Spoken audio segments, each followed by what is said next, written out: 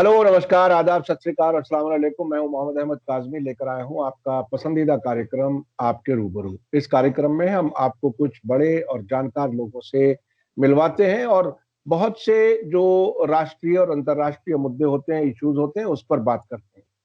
आज जो खास जिस पर हमारी बात होगी, चर्चा होगी, वो चीन का मिडिल ईस्ट में बढ़ता हुआ असर जो कुछ नजर आ रहा है। अभी हाल ही में चीन के फॉरेन मिनिस्टर और स्टेट काउंसलर, जो उनकी पार्टी में बहुत ही अहम पोजीशन होती है, वांग यी, उन्होंने न सिर्फ ईरान के साथ $400 बिलियन का एग्रीमेंट किया है, बल्कि वो सऊदी अरब, तुर्की, बहरीन, ओमान, इन मुल्कों में भी गए हैं। तो ये ऐसा लगता है कि हालात बदल रहे हैं। नया वर्ल्ड ऑर्डर जिसे अमेरिका कहता था, शायद उससे मुख्तलिफ कोई चीज आ रही है। इस सब पर बात करने के लिए मेरे साथ आज खास मेहमान हैं। जनाब जावेद नकवी साहब सीनियर जर्नलिस्ट हैं, इंटरनेशनल अफेयर्स को बहुत नजदीक से जानते हैं, लिखते हैं, विदेशों के अखबारों में भी लिखते हैं और एक लंबा तजर्बा है दुनिया को देखने का, समझने का। जावेद नकवी साहब, वेलकम है आपका मीडिया स्टार वर्ल्ड में। आपने हमें वक्त दिया। आप ये बताइए कि ये जो नया रुझान मिडिल ईस्ट में नजर आ रहा है, जिसमें ऐसा लगता है कि शायद अमेरिका से या तो लोग थकने लगे हैं या उनकी डिमांड कुछ ज्यादा है। अब सऊदी अरब जैसा मुल्क भी चीन के नजदीक जा रहा है। जो ये नया जो जो नया डायनामिक्स जो कुछ नजर आ रहा है, उसे आप कैसे देख रहे अव्वल तो ये आपने हमें दावत दी बात करने की, आपका शुक्रिया। हम बहुत खुश होते हैं आपसे बात करके। और ये जो आज का मौजू है, ये सिर्फ इसको आप मिडल ईस्ट तक ना महदूद रखें। इसका जो एक हिस्टोरिकल पस मंज़र है, चीन कोई नई रकम नहीं है। हैं? चीन कोई नई प्रेजेंस नहीं है उसकी।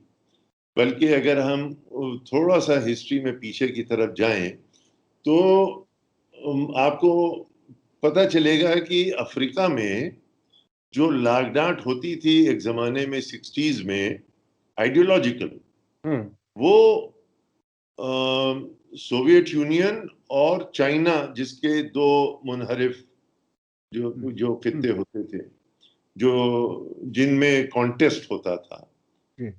जैसे कि प्रेसिडेंट मुगाबे जो अभी थे, साबिक प्रेसिडेंट जिम्बाब्वे के, या और भी दीगर ममालिक हैं, ये प्रो चाइना एलिमेंट्स थे। और इनके खिलाफ सोवियत यूनियन के, इसमें अमेरिका और बरतानिया, बरतानिया बिलखुसूसन इसलिए कह रहा हूँ, फ्रांस हुआ, बरतानिया हुआ, इनकी मदाखलत कम हो चुकी थी, असर कम हो गया था और ये नई चीज़ें चल रही थी वो दो कम्युनिस्ट फैक्शंस में। तो चाइना का प्रेजेंस इकोनॉमिक और पॉलिटिकल पुराना रहा है, अपने हदों के, अपनी बाउंड्रीज के बाहर। इसलिए नहीं कि वो कॉन्क्वेस्ट में मुब्तला था या दो फिरकैन को लड़वा रहा था, जैसा कि अमेरिका और बरतानिया कॉलोनियल और इंपीरियल पावर्स करते रहे हैं। उसका एक आइडियोलॉजिकल टिफ था सोवियत यूनियन से। लिहाजा वो एक पहलू था चाइनीज प्रेजेंस का। और अब जो है वो एक बहुत ही, मतलब आप उसको समझिए कि एक बहुत ही बड़ा फॉर्मिडेबल रूप इख्तियार कर लिया है। चाइना ने ना ही सिर्फ अपनी अपनी जात से, जिसकी की इकोनॉमी जो है वो छतों के पार जा रही है और जिसने अमेरिकन इकोनॉमी डोमिनेंस को मुंह तोड़ जवाब दिया है, बल्कि उसका जो सियासी रूप है, उसमें जो एक इनिशिएटिव लिया गया है, ऐसा इनिशिएटिव है वो कि अब देखिए, जैसे रूस के साथ मिलके जो इन्होंने शंघाई कोऑपरेशन काउंसिल बनाई जी। चीनियों ने, और वो आज की बात नहीं है, अब उसको डिकेड्स हो गए हैं। वो रूस के साथ जो इनका तालमेल बना है, दो न्यूक्लियर शक्तियां, दो वीटो पावर्स और दो निहायत ही अब जैसे जिस तरह से लड़ते थे आपस में, मॉस्को और बीजिंग की जो जंग होती थी, बिल्कुल तकरीबन उसी के बरक्स अब इतनी कुर्बतें हो गई हैं कि उन्होंने एक तकरीबन एक सिक्योरिटी महाज खड़ा कर दिया है, इतना बड़ा कि आप ये समझिए कि उसकी हिंदुस्तान और पाकिस्तान की जो दुश्मनियां हैं, जो कॉन्फ्लिक्ट्स हैं, जो एलिनेशंस हैं, उसको भी वो तकरीबन इवेपोरेट कर सकती है। इतनी बड़ी ताकत बन गई है, जो कि अमेरिका और यूके और तमाम पावरफुल ममालिक के पास नहीं है वो इनिशिएटिव। वो क्या है कि अभी यही शंघाई कोऑपरेशन के ज़ेर क़यादत उनकी छत्र छाया में पाकिस्तान में एक मिलिट्री एक्सरसाइज होने जा रही है, जो कि एक पहले मॉस्को में हुई थी, कहीं और मुल्क में सेंट्रल एशिया में हुई थी। आप बताइए, हिंदुस्तान की टुकड़ियां अगर वहां गईं, जैसा कि कयास लगाया जा रहा है, रिपोर्ट्स आई हैं, पाकिस्तान में जाके, तो आप भूल जाइए वो बालाकोट और फलाना कोट और ढिमका सब भूल जाइए कि जो होने क्या जा रहा है। तो किसका असर है? चीन की इख्तिसादियात और रूस का जो मस्कुलर प्रेजेंस है, जो कि सोवियत यूनियन का वो एयर माना जाए उसको, एक किस्म का उसका इनहेरिटेंस उसको मिला, जो सुप्रीम उसमें काउंसिल में बैठने का, सिक्योरिटी काउंसिल में बैठने का। तो मैं समझता हूं कि चीन का पस मंजर ये बनता है। अब ये गाड़ी जो है, इसको उलार करने की कोशिश हमेशा से रही है, ऐसा नहीं है कि नई चीज रही है, क्योंकि ये खिसियानी बिल्लियों वाला खेल है कि अब कुछ नहीं समझ में आ रहा है। तो आपने कैपिटलिज्म की बात की कि भाई कैपिटलिज्म जब कोल्ड वॉर खत्म हुई तो उन्होंने कहा पहले तो डेमोक्रेसी होनी चाहिए, फिर वो लफ्ज बदल दिया उन्होंने, वेस्ट वालों ने, और फिर कह दिया उस डेमोक्रेसी का लक़ब नाम ही बदल दिया। उन्होंने कहा कि फ्री मार्केट्स डेमोक्रेसी होनी चाहिए। वो मतलब डेमोक्रेसी का है कि पहले ये था कि कम्युनिज्म और डेमोक्रेसी, डेमोक्रेसी के मतलब है देखिए कितनी आज़ादियां हैं, और साहब सब लोग वहाँ सुपरमार्केट जाते हैं और रेस्टोरेंट्स में जाते हैं, और जिसको जी चाहता है वो गाना सुना देते हैं, गाली सुना देते हैं, कव्वाली सुना देते हैं। बहरहाल ये जो था वो फौरन बदल गया। कोल्ड वॉर खत्म हुई, सोवियत यूनियन उखड़ू बैठ गया, खत्म हो गया, नेस्तो नाबूद हो गया, और फौरन आपने ट्यून बदल दी, कहा नहीं फ्री मार्केट डेमोक्रेसी। वही बात आ गई वहीं, जिस तरह से इन्होंने ईरान के इलेक्टेड प्राइम मिनिस्टर को डिथ्रोन किया था कू करके, कि वो भी इलेक्टेड डेमोक्रेसी थी, लेकिन वो फ्री मार्केट डेमोक्रेसी जिसकी ये कसम खाते हैं वो नहीं था। तो लिहाजा मैं समझता हूं कि वो खिसियानी बिल्ली जो है वो ये कह रही है कि यार बात तो ये वही कर रहे हैं, कैपिटलिज्म की हम बात करते थे, चीन ने बता दिया है कैपिटलिज्म करना, तो आओ उस मैदान में हम भी खेलते हैं। तो ये जो खेल हो रहा है, जिसको जिसको कि बंगला में वेस्ट बंगाल की चीफ मिनिस्टर कहती है अब खेला होगा, ममता बनर्जी ने कहा ना अब खेला होगा, तो ये खेला हो रहा है। जैसे कि आपने देखा अलास्का में अमेरिका और चीन की जो मीटिंग हुई है, उसमें साफ कोई ये नहीं कि पसे पर्दा हो कोई चीज, या जिसमें कि कोई हया हो या कोई थोड़ा सा हाथ खींचना हो, बिल्कुल साफ साफ कह दिया कि देखो इन कमीनेपनों से तुम बाज आओ। चीन ने कह दिया और पब्लिकली कह दिया, ये नहीं है कि कोई उसमें न्यूआंस बात है। तो अब बात यहां तक पहुंच गई है, अमेरिका के पास क्या लेवरेज है? Human rights. तो ये सारा मशरिक़ वस्ता में जो आपने जो कर रखा था वो ये था कि साहब सऊदी अरेबिया जो है उस पर निगाह नहीं थी। क्यों? तेल के पीपे थे, तेल के कुएं थे। अब क्या हुआ कि ट्रंप साहब ने उसको तेल के पीपों को बिल्कुल सामने कर दिया जब वो कत्ल किया गया उसका, बेचारे जर्नलिस्ट का, तुर्की में, जमाल खाशोगी। जी जी जी, जमाल खशोगी का। तो ट्रंप साहब ने बिल्कुल खुल के कह दिया, उनके देखो भाई हम उसको सजा दें या उससे $100 बिलियन का सौदा करें असलहों का। साफ था, मतलब उसमें कोई लुकी छुपी बात नहीं थी। लेकिन अब बाइडेन ने कसम खाई हुई है कि हम तो ह्यूमन राइट्स वाले लोग हैं, हम तो डेमोक्रेसी वाले लोग हैं, जो कि नहायत ही झूठी बातें हैं, क्योंकि वो डेमोक्रेसी के नाम पे झूठ बोल के इन्होंने दुनिया में फसाद करवाया, दुनिया को तोड़ा। मिडिल ईस्ट में इन्होंने इंटरवीन किया, यही सारी बातें झूठ लेके इराक को तोड़ दिया, नेस्तो नाबूद कर दिया। अब जब वहां पे एक नई फसल आई तो अब उससे भी ये घबरा के अब उसके ऊपर बैठे हुए हैं। आपने भाई, आपका सद्दाम हुसैन से लेना देना था, पहले तो आपने उसको खड़ा किया, हवाई गोले दागे, फिर उसके बाद उसको खत्म करके जो एक नई फसल आई वहां पे, जो कि प्रिडोमिनेंटली शिया डेमोक्रेसी हो गई वहां, तो अब आपको उससे खतरा महसूस होने लगा। अब आप कह रहे हैं हम वहां से भी नहीं हिलेंगे। तो करना क्या चाहते हैं ये? तो कोई ना कोई बहाना ढूंढ के, या वेपन्स ऑफ मैस डिस्ट्रक्शन है, या ये टेररिस्ट हैं, या ये न्यूक्लियर वो बनाने, वही बिल्कुल वही बातें हो रही हैं ईरान के खिलाफ, जैसे जो इराक के खिलाफ किया था कि वो वेपन्स ऑफ मैस डिस्ट्रक्शन है और ये वेपन न्यूक्लियर वेपन्स बना लेगा। तो चीन ने आके कहा कि भैया भाई लोगों, तुम घबराओ मत, हम तुम्हारे साथ खड़े हैं। ये मीटिंग जावेद नकवी साहब, मैं फिर वापस खास तौर पर मैं मिडिल ईस्ट पर ही आना चाहता हूं, लेकिन साथ साथ मैं आपको याद दिलाऊं, चूंकि चीन और रूस का आपने जिक्र किया, तो वांग यी की मिडिल ईस्ट के विजिट से कुछ ही दिन पहले सरगेई लावरोव, रशिया के फॉरेन मिनिस्टर, बीजिंग आए थे। जी। तो ये रशिया और चाइना, इन दोनों का कोई कॉमन प्रोजेक्ट है क्या मिडिल ईस्ट में, टू काउंटर अमेरिका को काउंटर करने के लिए? क्या कुछ है इसको, मिडिल ईस्ट को खास तौर पे आप? बहुत बड़ा महाज है ये, बहुत बड़ा। जैसे हम लोग बात कर रहे हैं जिस ऐसे, तो यही रूस के यहाँ चीनी और ईरानी और एक और फॉरेन मिनिस्टर वहां पे मुलाकात कर रहे हैं। आज नहीं, हो चुकी है या होने वाली है, मैंने कहीं पढ़ा है इसके बारे में।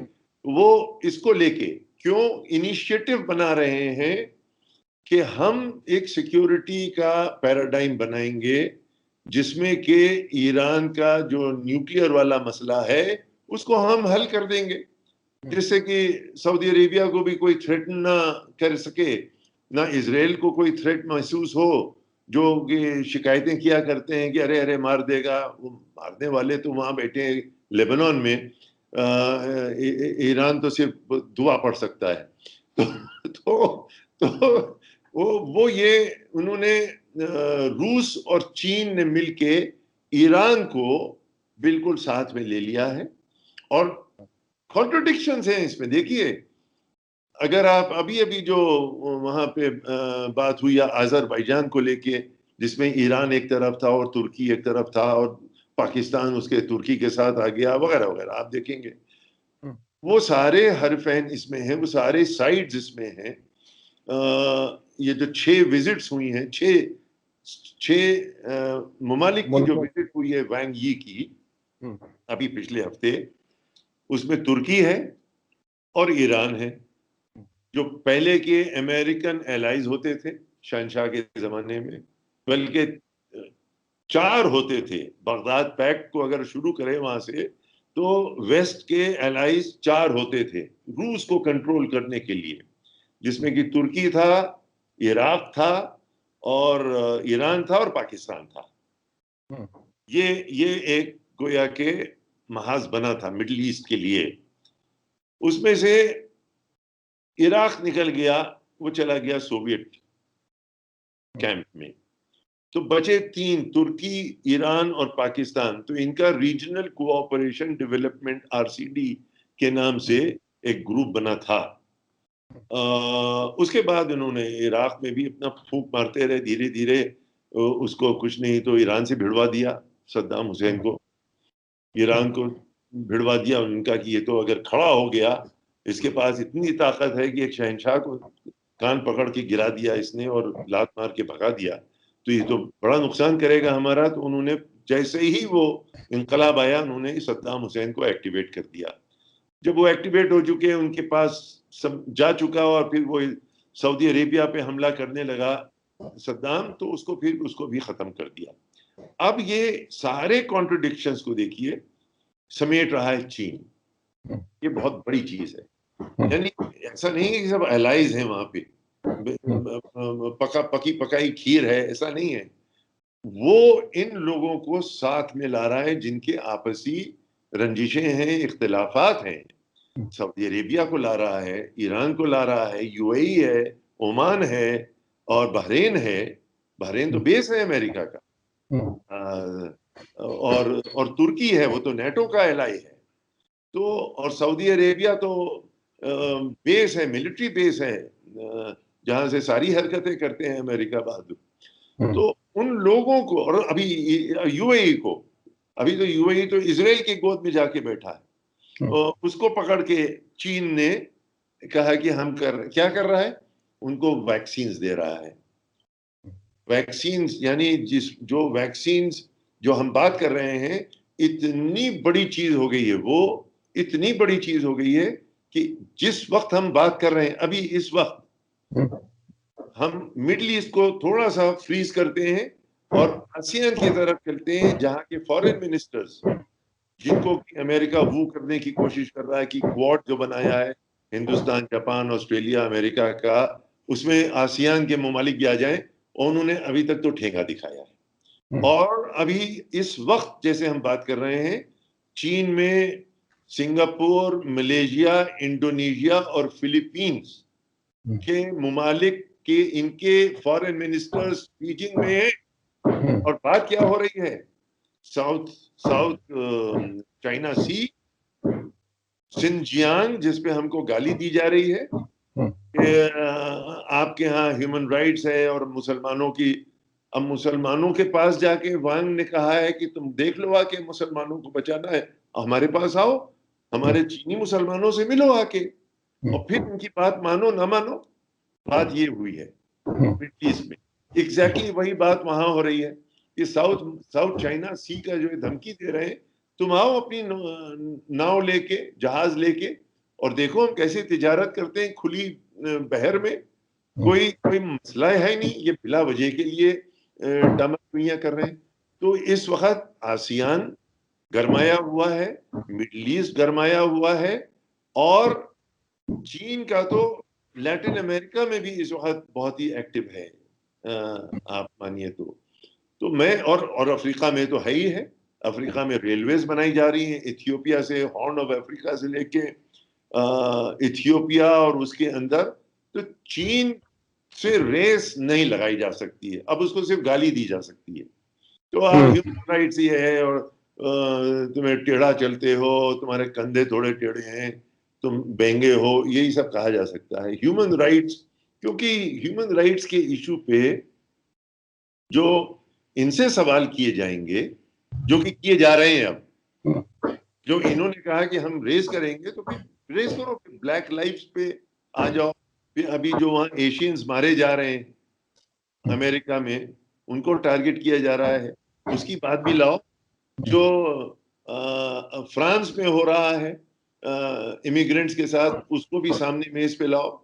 और जो यूके ने मिल के किया है, फ्रांस और यूके और अमेरिका ने मिल के नॉर्थ अफ्रीका का दिया पांचा कर दिया है, यानी कि संभले नहीं संभल रहा है उनसे इस वक्त। लीबिया का जो हाल हश्र किया उन्होंने, फिर पूछा जाएगा कि ये सीसी साहब कौन है जो इजिप्ट में बैठे हुए हैं, और आपके जो ये एलाई हैं सऊदी अरेबिया, वो कौन साहब हैं, क्या बताना चाह रहे हैं आप हमको? आप बताइए, आप आवाज उठाइए उनके खिलाफ, फिर हम देखेंगे। देखिए, चीन ने एक काम बहुत अच्छा किया है।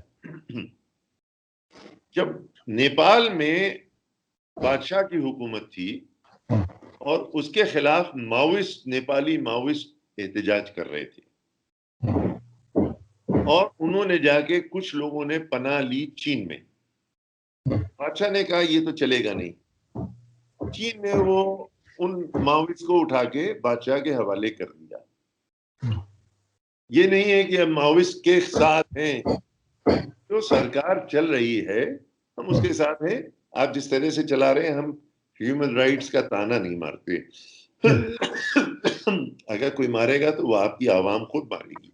जैसे हमारी आवाम हमको मार सकती है ताना, हम जाके पुलिसमैन की तरह कभी हमने काम नहीं किया है। ये काम लालटेन लेके लाठी लेके जाना अमेरिका का काम है और यूके का काम है। ये यूरोपियन यूनियन बने, क्या कर लिया उन्होंने? खाक कर लिया। सऊदी अरेबिया वहीं का वहीं है, कश्मीर का मसला वहीं का। आपने भारत वादे बहुत किए, बिल्कुल वहीं का वहीं है। मिलिट्री ऑक्यूपेशन भी हो रहा है, ह्यूमन राइट्स पामाल हो रहे हैं। आपने क्या किया वहां पे? वहां पे वो उठा के अभी ये जो बेचारे वहां से रेफ्यूजीज आए थे म्यांमार से, वहां से उठा के आपने उनको बेदखल कर दिया जम्मू से, और मणिपुर में और मेघालय में कह दिया कि जो शरणार्थी आए तो उनको आप खाना भी मत दीजिए, पानी भी मत दीजिए। एक नोटिस जारी कर दिया है आपने। तो ह्यूमन राइट्स कहाँ पामाल हो रहे हैं और कितनी आवाजें उठ रही हैं? कहने की बात। और सच्ची बात तो यह है कि आप तालिबान से जाके दोस्ती कर रहे हैं, उनको ला रहे हैं। आपके वादे कहाँ गए? वो जेंडर राइट्स जो था, वो खवातीन के साथ ये हुआ और वो हुआ, और जिसको लेके आप टैंक और तोपें लेके आ गए अफगानिस्तान में, अब वापस उन्हीं को दे रहे हैं आप, हुकूमत जिन्होंने औरतों के साथ जातियां की इस्लाम के नाम पे। अच्छा अच्छा, आपने अफगानिस्तान का जिक्र किया और जिस तरह से वो प्रायोरिटीज बार बार बदलते हैं, पहले तालिबान को खत्म करने के लिए जंग, फिर तालिबान को वापस लाने के लिए तैयारी, ये अपनी जगह। जब हमारी आपकी बात हो रही है, इस बीच में बहुत सी तब्दीलियां मुसलसल हमारे सामने आ रही हैं। अभी कल एक बयान सऊदी अरब के आरामको के सीईओ का था, जिसमें कहा था कि आने वाले वक्त में एनर्जी प्रोटेक्शन के मामले में चीन हमारा भरोसेमंद साथी होगा। जी एक और दिलचस्प वाकया अभी वो ये है कि इराक के प्राइम मिनिस्टर, बहुत बार इनकी विजिट सऊदी अरब की डिले होती रही है, वो सऊदी अरब आए हैं जी और मोहम्मद बिन सलमान ने उनका एयरपोर्ट पे उन्हें रिसीव किया। 10 अरब डॉलर का जॉइंट फंड वहां पर हुआ है। जो बॉर्डर पासेस जो हैं वो और ज्यादा खोले जा रहे हैं। तो और ये बात साथ में याद रखने की है कि इराक की मौजूदा हुकूमत ईरान के बहुत नजदीक है। जो अमरीकी फौजें हैं उनके खिलाफ वहां पर हमले हो रहे हैं, और इधर ईरान के भी नजदीक है। चीन से भी वो 2019 के एग्रीमेंट्स जो थे उनको एक्टिवेट करने की बात कल ही सामने आई है। तो ये सारी तब्दीली वांग यी के विजिट के आसपास ही सब ये वाकयात हो रहे जी हैं। जी जी। इसको आप किस तरह से देखते इसको मैं बहुत बड़ा सहारा मिला है।